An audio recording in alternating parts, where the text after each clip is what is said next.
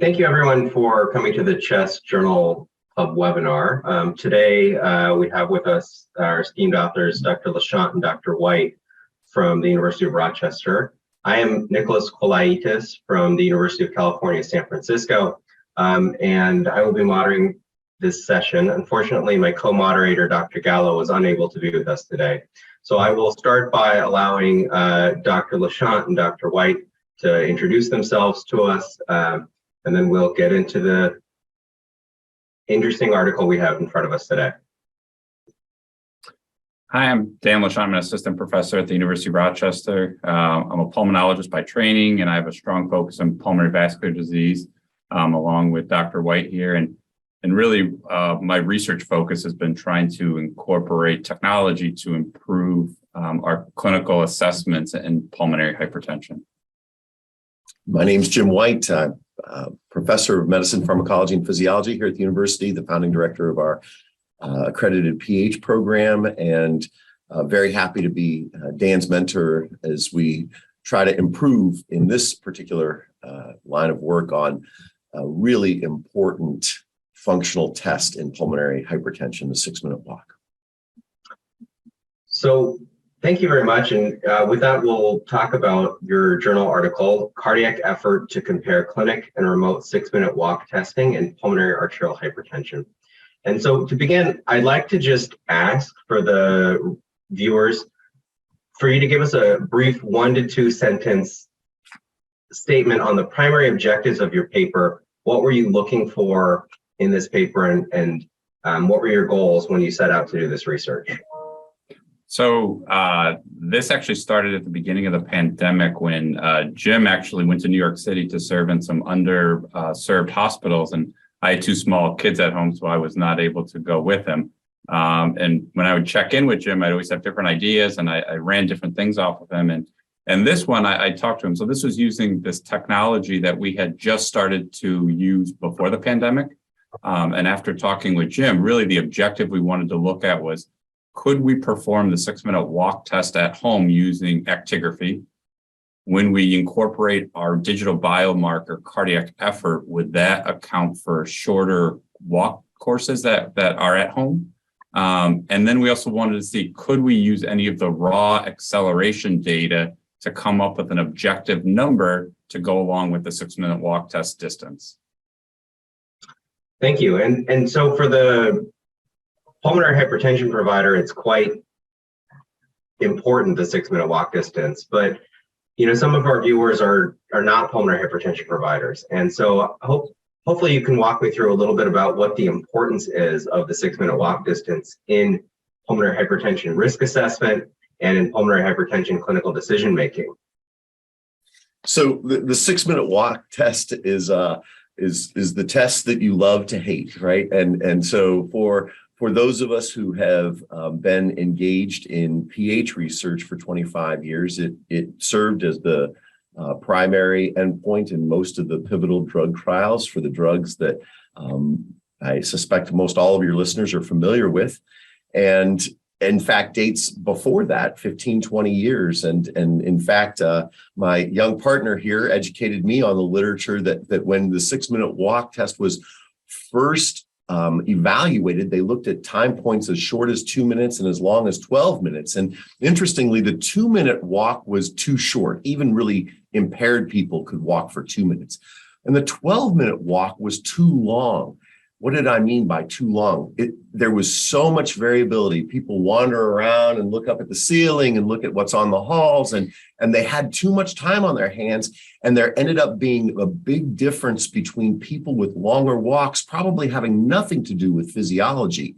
And so the Goldilocks spot was the 6 minutes, where it was long enough to differentiate the degree of impairment in a population of impaired people, but not too long that the variability ended up being the dominant factor. And so, what's beautiful about the 6-minute walk? Well, it assesses a really important daily function. How far can you walk up and down a hallway at your own pace? And that replicates much of what we need to do during the day to take care of ourselves as humans. It's also very easy to implement with a very minimal amount of equipment and staff. And so the 6-minute walk has a lot of beauty to it. And we know from years of research that there is a relationship between 6-minute walk and symptoms. There's a relationship between 6-minute walk and physiology. And so it is a very attractive test from that perspective. And we also know that the 6-minute walk has tons of warts. And the warts really relate to that longer walking distance. And people have talked about a ceiling effect. And I think the work that Dan has done has very clearly shown that there's not a ceiling effect. And in fact, beautiful work at Mahari and Vanderbilt, published right around the time that Dan published his second paper, drills down into the fact that in healthies, there's no ceiling effect. There's no, 500 meters, 600 meters, 700 meters. And Dan and I take care of plenty of well-compensated patients who can walk 500 to 600 meters. So the idea that there's a ceiling effect needs to be thrown away. What there is a very large amount of variability for longer walks. And so when we talk about a ceiling effect, what people meant back in the day was, well, it's hard to find a difference when people start walking further. That's true, but that's not about a ceiling effect. It's about the fact that the noise gets so big. And Dan's first papers really illustrate that noise with one of our clinic patients walking 500 meters one day and 550 meters the next day for no apparent reason. And that is the magnitude of signal that we need to see with a new therapy. And so there's a lot of noise in longer walks, and the cardiac effort seeks to ameliorate that noise by tying physiology and effort directly to walking distance. So for those of you who haven't thought much about the 6-minute walk, I hope that gives a nice encapsulation about both its strengths and liabilities as a functional test in any chest disease. And specifically, can you comment on its incorporation into the risk stratification tools that we use in pulmonary hypertension? Oh, sure. So the risk stratification has evolved as a field from the early days when Val McLaughlin and Mike Magoon published a beautiful figure in Circulation and sort of postulated about the things that might contribute to risk. And Ray Benza led the REVEAL cohort over here on this side of the Atlantic, and colleagues from France and Sweden and the German-aligned countries did similar work across the Atlantic. And what we've all come to see, interrogating different databases in different ways, is that 3 key variables are useful in predicting risk. And one of them is symptoms. One of them is an NT-proBNP, and one of them is some functional assessment, and all of the risk scores use 6-minute walk in that. And so some functional assessment, some ability to walk up and down the hall is necessary in discriminating people who are, for REVEAL, like 2, very low risk, walking greater than 440 meters, intermediate risk, or very high risk because of the severity of their functional impairment. Thank you. And so, now that we've established the importance of the 6-minute walk distance in our clinical trial endpoints in pulmonary hypertension, as well as in our risk stratification, maybe you could cue me into why the pandemic made you want to look at remote walk distances and cardiac effort, and what about the pandemic changed our ability to measure and our ability to feel that the 6-minute walk results are reliable. Dan and I, we talked back and forth a lot about this. We know that there are colleagues who did walks with masks and said, well, that went fine. And we had reservations about that. We know that a lot of our patients talked very early on in the pandemic about how much more impaired they felt when they put a mask on. They felt more impaired when they did the simple act of coming into clinic for a visit that they really needed in person, or when they just walked in at a slow pace to the grocery store. They felt much more impaired when they wore a mask. And so we were very concerned about doing an exercise test while they were wearing a mask, right? And moreover, we also said, well, what are we going to compare it to? Right? Well, so these are people who are already impaired, they can't walk 700 meters in 6 minutes. They can only walk 350 meters. So they're severely impaired. And then we're going to put a mask on them. And we're going to try to compare that to when they didn't wear a mask and they were already impaired. And yet they're also telling us that they can't, take a couple of steps into the grocery store without feeling really breathless when they put a mask on. In fact, we have patients, and I know listeners out there have patients who actually feel uncomfortable talking in an exam room in a mask and are really desperate to take their mask off as we become more relaxed about that here at the university. So it didn't make sense to us on two levels. First of all, we were concerned about the safety, and I know other people have dismissed that concern. And I really think that there are people who want to show you how good they are, and they're going to try to walk, and they're really going to get into trouble physiologically with the mask. The second thing, and I think perhaps more important, is what value is it? What are you going to compare it to? When somebody does their first walk with a mask, what's the difference with the walk without the mask, right? And so you establish a new baseline, yeah, maybe, but this is evolving, and now maybe we can do unmasked walks. So what do you do with that? And that was why we really felt the need to see if there was a way to capitalize on great work, by the way, done from colleagues at Brown and Penn to look at remote walking. We thought we could take that a step further. And so with that, maybe you could tell us a little bit about cardiac effort and what specifically are we measuring with cardiac effort, and how does this measurement work? Yeah, so the cardiac effort story actually started before the pandemic. Jim actually serendipitously had a separate grant before I even started working with him, where he was trying to come up with new ways to study right ventricular morphology, function. And as a fellow, I kind of heard about the project and was listening in on what they were doing. And after the study was completed and we were looking at the data, one thing came to fruition. So patients completed a MUGA scan, so nuclear imaging, so we could get objective quantification of the right ventricle. And they also completed a 6-minute walk wearing a high-end athletic watch. So using photoplethysmography, so light wave technology to measure heart rate based on pulse wave pressure. And so really taking that data, and we said, well, if somebody is getting better and their stroke volume's improving, they should really exude less heartbeat. So if somebody's stroke volume limited, like we say in pulmonary hypertension, as the stroke volume improves, to maintain their cardiac output, they would then need less heartbeats to do it.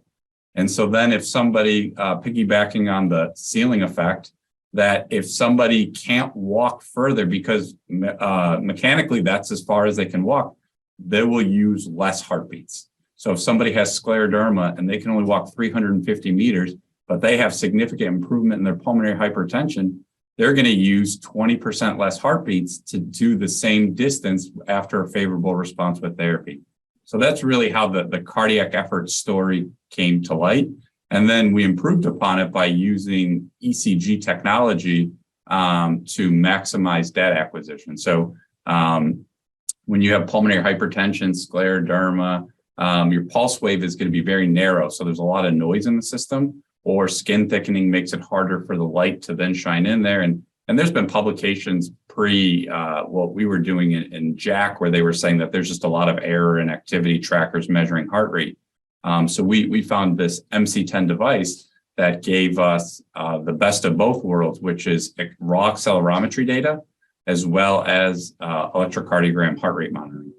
The beauty of cardiac effort in thinking about the combination of physiology, heart rate during walking, and walking as a simple hallway activity is that you can minimize the noise from walk to walk. If somebody's foot hurts and they aren't walking as far that day, well, they'll use fewer heartbeats. And if somebody's feeling super motivated because they've gotten some good news that morning, and they're walking faster and further because they're in a good mood, well, they'll use more heartbeats because they're stroke volume limited. And as Dan said, for patients who are changing therapy, if you give them a therapy that really works and their stroke volume improves, then what you may see, what we hope to see and our data shows is that those people will walk a little further, maybe 10 meters further, maybe 15 meters further, maybe 18 meters further, but use a lot fewer heartbeats to do it. So the signal changes in both directions. They walk further and they use less heartbeats to do it because their stroke volume got better with therapy. So the cardiac effort really improves upon 6-minute walk in two ways. It reduces the noise for people who shouldn't change, right? And we already said that noise is a huge problem at longer walk distances, but it also improves the signal for people who should be changing. And Dan's data clearly shows that. And he's actually serendipitously showed that people who were getting worse, it changes in the opposite direction. Their walk distance gets a little shorter and the number of heartbeats they use gets a lot longer. We really think that this is going to be an important physiologic tool in the future of risk assessment.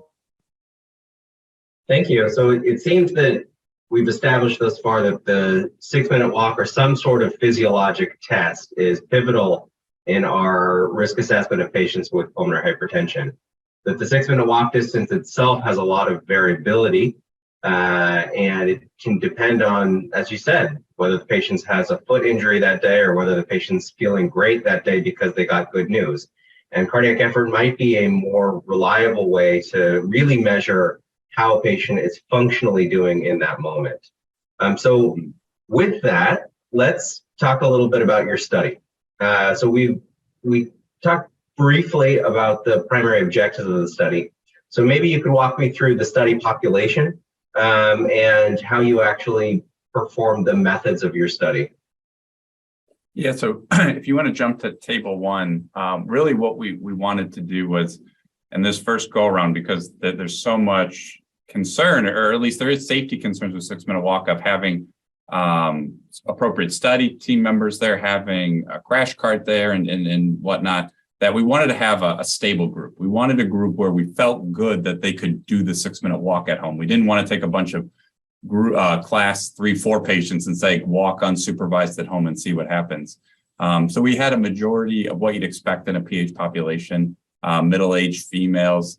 And this cohort, their BMI was just below 30. And we did have a mix of idiopathic and connective tissue disease. So we have a large connective tissue disease population. And we're also fortunate that the majority of our patients like to participate in research. So nobody heard this study and said, oh, no, this is too, they jumped at the bit to try to help advance the field. So we also wanted a mix of patients as well, not just one phenotype of PAH. And so we decided this first go around just to use 20 patients. And we asked them to do 6-minute walk in the clinic. And by clinic, it's in our research building that's very desolate. And we asked them to do it without a mask, because really we wanted to see what is their true physiology during the 6-minute walk in ideal conditions. And then we wanted to do that same thing at home, where we have them walk unmasked, but on a modified course, to see what changes, how far do they walk, what is the physiologic toll by doing this at home without any obstruction around their mouth. And so you can see here the reveal light 2 was low, their NT-proBNP was at goal, and the majority of patients, or all the patients, were functional class 1, 2. And we actually did take 2 patients on oxygen just to see what impact using oxygen at home would have on feasibility, safety, and things like that. And so patients did 1 walk in clinic. We gave them the MC10 device. We sent them home. We showed them where to put the sensors on the chest. And so we had them wear 2 sensors just to try to maximize data acquisition in case there was any issues with participants and not understanding the technology. And we asked them to perform 1 walk one day, wait another day, perform another walk, and then return the device back to the clinic, and then do another walk in the research building, just to see what is the variability, or what is the difference between the 2 clinic walks, and what is the difference between the clinic and home. And so of those, 18 completed all of the study activities. 2 patients actually elected not to do the second walk in clinic just because of rising COVID cases in the area. So Ironically, we understandably said, you know what, that's a good idea. Just mail back the device, and we're just going to use one clinic walk for those participants. And so it was a success in terms of completing it in a pandemic, having no masks and no patients or study members actually transmitted the virus to each other during this period. I just want to take a second to emphasize the rigor with which Dan approached this and emphasize for those interested in contributing to the field how important it is when you're thinking about a new kind of assessment to demonstrate that the assessment itself has reproducibility, right? So, people talk about, well, I have a new blood test. I want to measure some new growth factor or some cytokine. And we often see publications with a group of healthies and a group of pulmonary hypertensions, and we see no reproducibility in this novel measurement. And Dan really went after this to say, okay, well, we're going to do the clinic measurement twice and the home measurement twice, and we're going to look at the intrinsic variability of the clinic measurement and the intrinsic variability of the home measurement, and then the difference between the two. And I just really want to emphasize how rigorous he approached his data design. And so with that, I think probably I'd like to move on to figure 1, if that's all right, and we can discuss the results of comparing the clinic walk to its, figure 1 and 2. So tell me what you're looking at here, and then we'll move on to figure 2, where we're comparing the clinic walks.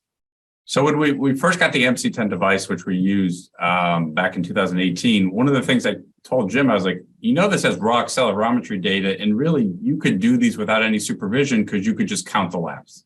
And we didn't make heads or tails of that at the time. We just like, oh, that's an interesting observation. And so then when the pandemic came and we were thinking about this, we decided, we're like, wow, actually, we don't need, all we need to know is the walk distance that somebody does at home, and we can just count the laps. And so you can see between the 2 dashed lines that's a line, that's a lap. So when there's slow, when the acceleration goes away, that's when they're not moving. So acceleration stops and they're turning, that we could count laps. And when you have the full data strip, it's easy to count out like an accordion of when they're stopped turning, when they're stopped turning. And when you go to the next figure, we figure C or figure 2C, we took our approach of estimating 6-minute walk. So we counted the laps and we compared it to the directly observed measurement by our study team. And so what we did was at the end of the walk, when there was a partial lap, we would say, you know what, this looks like half of a lap, or this looks like 3/4 of a lap, and we would just adjust it and come up with a distance. And we had 2 blind reviewers look at all of the data strips to say, this is 400 meters, this is 410 meters. And when we directly compared to what we estimated for the clinics, what somebody physically observed versus what we estimated, there was a very strong correlation that showed that this method seemed to work. I want to just point out that Dan and I had, when this paper was actually already published, we had the revelation in looking at some data with a company a couple of weeks ago that this is a great way for companies to verify walk distances on ECRFs, right? So instead of just relying on the coordinator, and especially if there's a 40-meter difference or a 60-meter difference in something that doesn't make any sense, you actually would have a way of verifying the data if people wore an accelerometer and had the heart rate collection at the same time. So you'd end up getting 2 things for the price of 1. You'd verify that 6-minute walk distances were actually came, because as 2C shows, this method of using the accelerometer is probably better than a coordinator because it's basically error proof, right? I think that there's a real tool here. And so then when you go to figure A, or figure 2A, you can see that there was no difference between the 2 clinic walks. So the first walk, second walk, there's no statistical difference. And you can see one person actually did have a decrease. They started around 300 and dropped to just above 200. But for the most part, there was no differences in any of the clinic walks. And then when you move to panel B, that's when we started to harness the raw data. So using that raw accelerometry data that we saw in figure 1, we came up with a number using mean amplitude deviation, and we had some assistance from our data science colleagues at the University of Rochester to come up with this. But what you could see is if you just took the raw 6-minute movement and applied the mean amplitude deviation formula, you get a number. And then when you take the second walk, you get a number. And having no human input at all, just harnessing the data, there was no statistical change. Now you can see there was a drop in one person that was major, and we don't have a great reason for why that happened. But at least right now, it says that there is the opportunity to harness raw accelerometry data when we're using this technology. So there may really be something to using accelerometers, not just as ways to monitor activity at home, but actually to improve upon our data collection in 6-minute walk, both by verifying the number of laps that people accomplish, but potentially also by taking humans completely out of the loop. And we're not saying that we're there yet, but there may be something there. And Dan continues to interrogate the raw data to look for things like this. Or at least get credit if somebody doesn't walk a straight line. Because right now, the way you do it is if you just do one lap, that's 90 feet. But if you kind of zigzag and somebody's all over the place, that's extra movement they're not getting credit for that the mean amplitude deviation catches. Yeah. That's great. So, and remind me that Clinic 1 and Clinic 2, you say that they're on separate days. On average, how far apart were they? Everyone was within 2 weeks. 2 weeks. So fairly similar in terms of their medications. And an important point is that everybody had to be at least stable on both diuretics and vasodilators for at least 30 days before we did this, because we didn't want somebody where we're titrating diuretics up and down, where one day we catch them on a good day, the next day we catch them on a bad day. So everybody had to be stable on all therapies for at least 30 days. That's great. So certainly the power of this is quite compelling, and I agree it could be used in clinical trials as a way to validate the 6-minute walk distance. So let's move on and let's talk a little bit about what happened when these patients went home. Yeah, so I believe it's figure 3. We had participants, they had to have at least a 30-foot unobstructed walking space, and it could go all the way to 90 feet. We didn't cap them saying, if you have access to this, don't do it. But we said at least 30, no more than 90. And we gave them a tape measure to take, and we also had them take a picture so we could verify that it was unobstructed, that there wasn't cords everywhere, that there wasn't a step off where they could fall and hurt themselves, and they weren't doing turns that would interfere with our data analyses. And so then we also asked patients to estimate how many laps they completed as well. And so when they did it, we said, keep track of the number that you did. And so in figure 3B, what you see is that patients lose track of how many laps they do. And so we use that same methodology we used before, just counting the laps with the acceleration data, and we came up with our number. And then we compared it to what patients did. And you can see that there's a few walks where they lost a count of what they were doing, and it just fell off the curve. But for the most part, what patients estimated and what we estimated was very tight. But what we found, which was not surprising, is that people walk less at home. And some of it may be due to the course that they use at home. So if you have a 90-foot walking space, it's long, you don't have to think, you just keep going, you turn, you go back, you do 18 laps, and it's a success. If you cut that in half and now you take that same person and ask them to do a 30 or 40-foot walking space, now all of a sudden they've got to do 36 turns. And what stress that takes on a person, it potentially turns it into a new test. You're making it like a quasi shuttle test at home. And so we found that there was about a 20-meter decrease in what somebody did in the clinic versus what they did at home. And that's in 3C. Yes, 3C. And so they walk. So using that as the perfect surrogate for at home, we found that if you take one walk and then you do it in clinic within 2 weeks, there's no difference. If you do a walk in the clinic and then somebody goes home in that same stability period, they're going to walk less at home because of the shorter walking distance. There's not a study team member watching them. They're doing it on their own time. Who knows what their mood is? Maybe it's the turns, but they will walk less at home. And there was obviously one exception. Nick, you can highlight the one line that is going up, but in general, there were a very consistent pattern, and on average, as Dan says, it was about a 20-meter difference. And that person was actually a very functional class. That was a functional class 1 person. And the one thing we don't know is whether they were more power walking. So when our study team members there, they say, walk, don't run, don't jog, they can control it. But when they're at home, they may be super competitive and actually try to outperform themselves. And do you know if the one who got better and some of the ones that had more significant declines had 30 versus 90 meter spacing? Because certainly most people don't have 90 meters in a straight hallway in their own house, but presumably it was very rare. The person who got better, she did a 90-foot outside. So she had a flat space that was outside 90, and she's very fit. Like Jim's saying, she's very compensated and does well. And I think she was just maybe walking a little faster than she should have been. Right. As Dan said, we actually have no knowledge about whether these people, whether she was almost running. Right. Like in the staff member, they're like, you have to walk one, heel toe walk. And this young person definitely might have been almost running. So sounds like there is some variability in the walk distance, but let's talk about the mean amplitude deviation and how that works.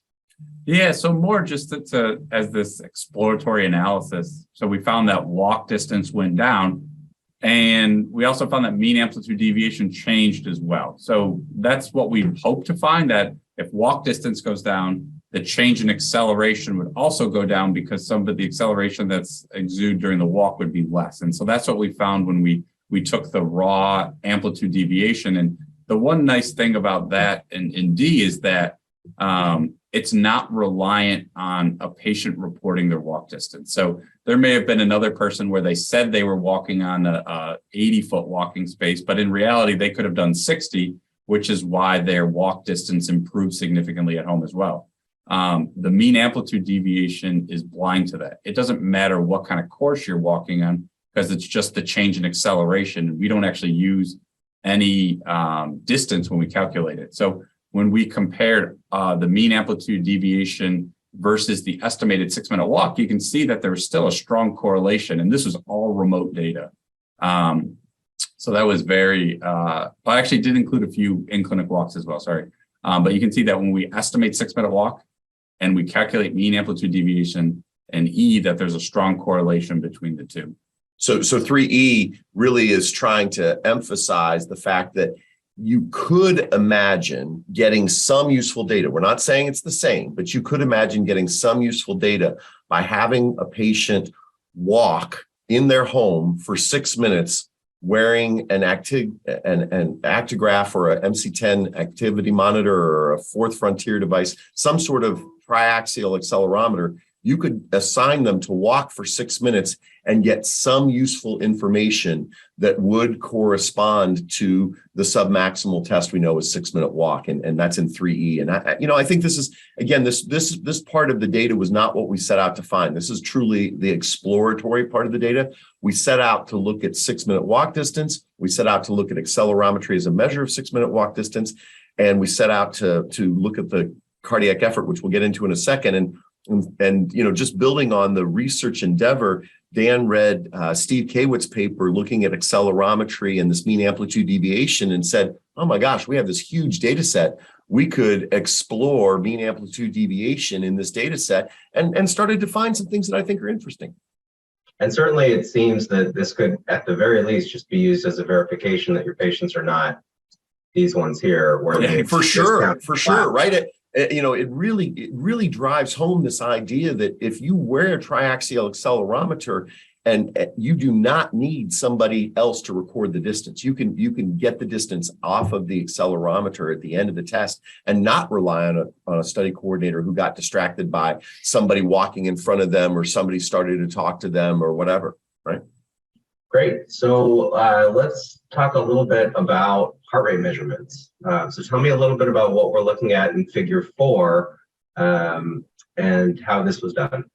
So figure 4A through C kind of confirms what we published in our initial, or what we found in our initial Annals ATS and what we published in Pulmonary Circulation. And that's just that photoplethysmography heart rate monitoring is not the same as ECG.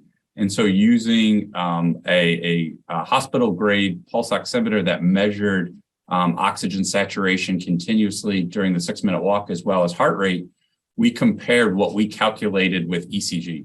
And you can see that the peak heart rate is underreported in figure A versus what ECG calculates. You can see the heart rate at 6 minutes is lower with photoplethysmography.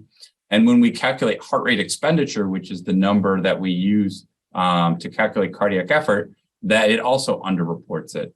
And that photoplethysmography, as we talked about earlier, just doesn't capture the whole story because of scleroderma, low pulse wave pressure, motion artifacts. So this is why we decided to use ECG to do this, because relying on photoplethysmography, you're going to lose data. And this is just, we think this is perhaps one of the most important pieces of the paper, because everybody wants the wristwatches to work, right? We all want the wristwatches to work, because if the wristwatches work, all this is so much easier. But the answer is they don't. This was correct me if I'm wrong, Dan, this was a hospital grade Nonin, right? Mm-hmm. So, whether it's because we know the stroke volume is impaired in our patients, and that's going to make the pulse pressure smaller, right? So the photoplethysmography signal is dampened. We know that our patients have low cardiac output, and they're going to have some peripheral vasoconstriction in their arm and in their wrist and their hands, and that's going to dampen the signal, right? They're moving, right? By definition, they're moving, and that's going to create motion artifact. And so you have a smaller signal and more noise. It just doesn't work. And I've talked to colleagues literally around the world. I was in a European tour, and everybody's faces just got long because they want the wristwatches to work, because if the wristwatches would work, all this would be so much easier. The answer is they don't. And the wonderful news is that Fourth Frontier, this is a little bit of an advertisement. I'm not a paid consultant, but Fourth Frontier is a running company that has this new chest device that is just amazing and much cheaper than prior, and really captures EKG beautifully. And so I think, when you look at A, B, and C, you just get the message. It consistently underperforms, and sometimes a lot, right? You look at some of these in figure A, you look at the not only is the standard bias different in a Bland-Altman plot of 12, but the limits of agreement are out there at 40% different, right? In panel 4A. And it goes through in 4B and 4C that it just doesn't work. And so if you really care about heart rate, whether it's at 6 minutes, whether it's the total number of heartbeats used during the 6-minute walk, or whether it's peak, you're always going to be wrong if you use the wristwatch.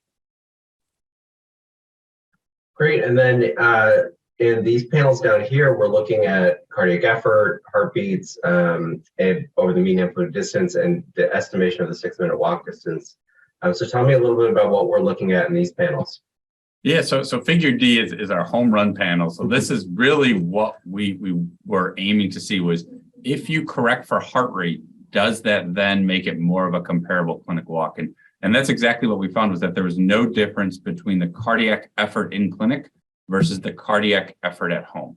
And so whether somebody's walking a little, if somebody's walking less, their heart rate, as Jim was talking about finding a difference, this just helps bring them together. And so if you walk less, you're probably going to use less heartbeats, or if you use the same, at least it keeps it closer. Yes. And so that's what we found here. And the same thing as we explored using heartbeats relative to mean amplitude deviation. So instead of using distance, we said, well, what if you just take the raw accelerometry unit? And that didn't perform as well, but you can see it's still, it was better than raw distance alone. That just work adjusted for stress on the heart is a better way to assess things. And same with figure F. You can just see there's a strong correlation between the estimated 6-minute walk distance and what we got with this heart rate per mean amplitude deviation.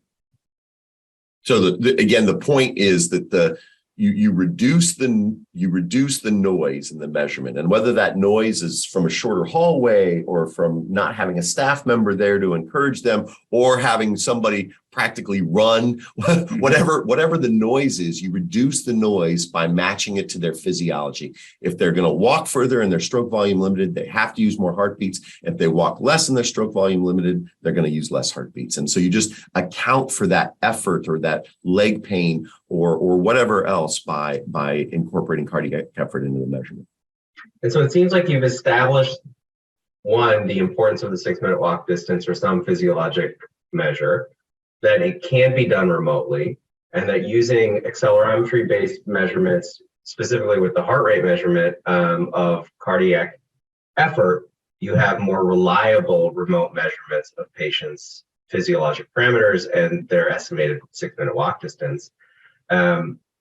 So how has this changed your clinical practice? So we're embarking on phase 2 of this study, where we are doing this in a larger group of patients. We're doing it in some functional class 3. We're requiring a support person. For this study, it was strongly recommended, but not mandated because they're functional class 1, 2. But the other thing is we still haven't, and hopefully we're getting there, but we haven't been able to do 6-minute walk in the clinic still. And we think that as the automation of this technology improves, we will be able to incorporate this in drug titration. So in some of our prostacyclins where we're titrating up, we can use this as a marker of treatment response and potentially finding a therapeutic dose where things have improved and we're not just giving them side effect for no more benefit. And so that's kind of where we're working on this next, is trying to incorporate it in the remote assessment. So you don't have to wait every 3 months in clinics where you are doing walks. You can do spot assessments and actually get pretty good, reliable data that has meaning to it. And that can help improve management remotely. And, with regard to clinic, let's be honest here. This device that we used in this paper is an $1,800 device. And so we could not be giving this to people for clinical use. On the other hand, the fourth frontier device that literally has, emerged in the past year, and we keep talking about it because we're just so excited about it. This device is $500. And so the idea that, you could have 3 or 4 of these in clinic and if you had particularly ill patients, you could loan them one for a couple of months while you were, as Dan said, titrating their treprostinil. That's pretty exciting, right? And so I think we are moving, it's years down the road, and this guy is super impatient. He wants it all to happen yesterday, but years down the road, you could really imagine as this technology becomes cheaper and cheaper, many patients who are more well-to-do might just purchase it themselves and use it themselves in understanding their physiology, right? We can imagine home-based rehab programs that use this as with insurance reimbursement for the device, right? And I think we can easily imagine drug trials where the sponsor uses this to assess how patients are doing at earlier time points, right? You could imagine having week 4 and week 8 visits with remote 6-minute walk at home.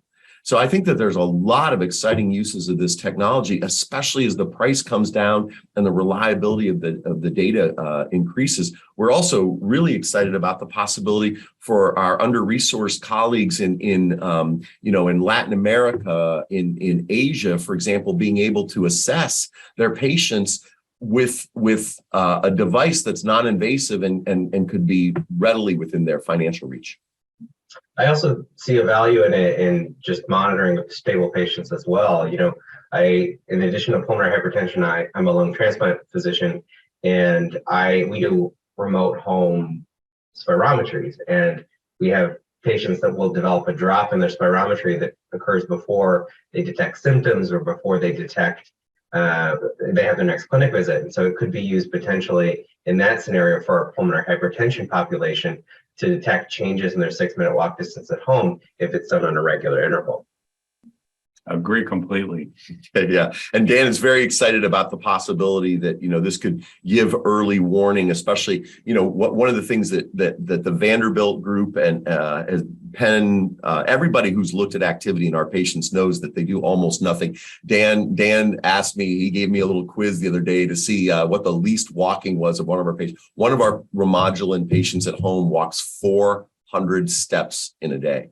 And so, Dan's idea is that this requiring patients to put something like this on and walk for, a couple of minutes could give us tremendous insight for our less active patients so that they can tell us about physiologic worsening before they detect worsening symptoms, because they just don't do anything. Great. And with that, I think I would like to say thank you to Dr. White and Dr. Lachant for their excellent discussion of their paper. Any parting words you want to leave us with before we sign off? No, we appreciate you giving us the opportunity to present this exciting work. And we think the real value of this is it can be done in anywhere. So it doesn't require a 90-foot unobstructed walking space. So whether you're in Rochester, New York, and you've got 5 feet of snow out, you can do it in your living facility. And so it's not reliant on warm weather, going to a clinic, and a great way to improve remote care. Nick, thanks so much for this opportunity. It was really fun to talk about Dan's great work, and we look forward to this getting incorporated into research, into clinical practice, and risk assessment over the next 5 to 10 years. Congratulations again. This is wonderful work, and I look forward to seeing it in our clinic soon.